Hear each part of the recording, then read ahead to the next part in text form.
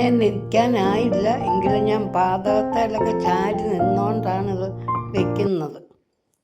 ചേമ്പും താളം കൊണ്ടൊരു അവിയലാണ് വെക്കുന്നത്.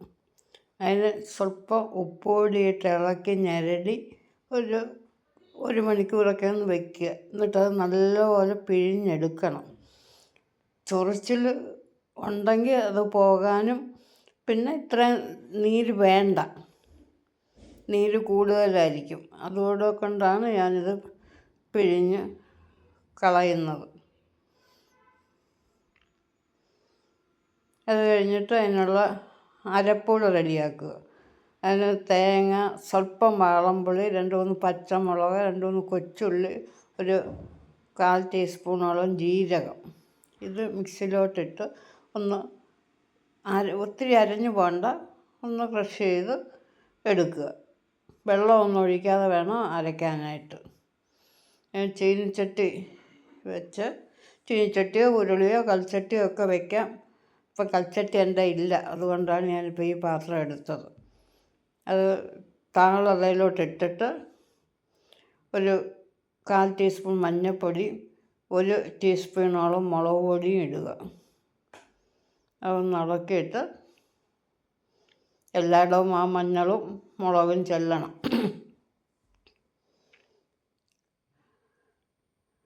എന്നിട്ട് അതിനകത്ത് സ്വല്പം പച്ച വെളിച്ചെണ്ണ ഒഴിക്കുക.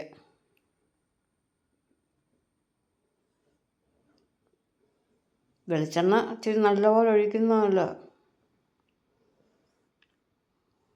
കറിവേപ്പില ഇടണം. അരച്ച് വെച്ച തേങ്ങ അതിലോട്ട് ഇടുക.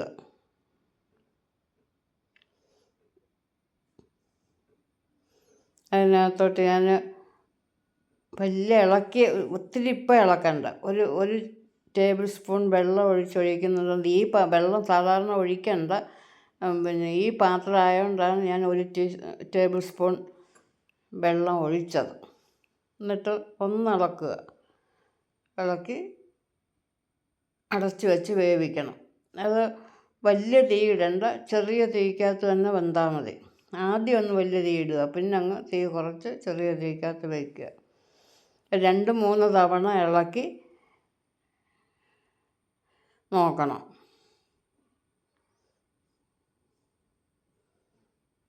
ഈ സമയത്തൊക്കെ തീ കുറച്ച് മതി. ഇളക്കി നോക്കുക. ഉപ്പ് ഞാൻ ഇട്ടിട്ടില്ല, ഉപ്പ് പിഴിഞ്ഞതായതുകൊണ്ടാണ് ഉപ്പിടാഞ്ഞത്. ഇനി ആവശ്യമുണ്ടെങ്കിൽ അവസാനം ഇടാം, വേണ്ടി വരത്തില്ല ചിലപ്പോൾ. ഇപ്പം താളം ഏകദേശം വെന്ത് കഴിഞ്ഞു. ഒരുപാട് കുഴയണ്ട.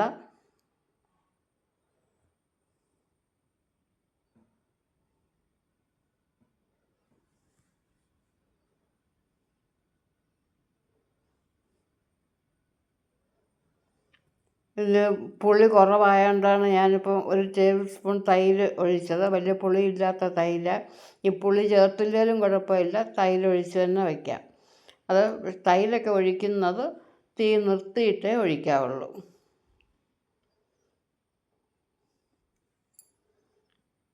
ഇനി സ്വല്പം വെളിച്ചെണ്ണയും കൂടെ ഒഴിക്കണം അവസാനം. വെളിച്ചെണ്ണ ഒഴിക്കുന്നത് വീഡിയോയ്ക്കകത്ത് വന്നിട്ടില്ല. വെളിച്ചെണ്ണ ഒഴിക്കാൻ മറക്കണ്ട. നല്ല ഒരു അവിയലാണ്, എല്ലാവരും വെച്ച് നോക്കുക.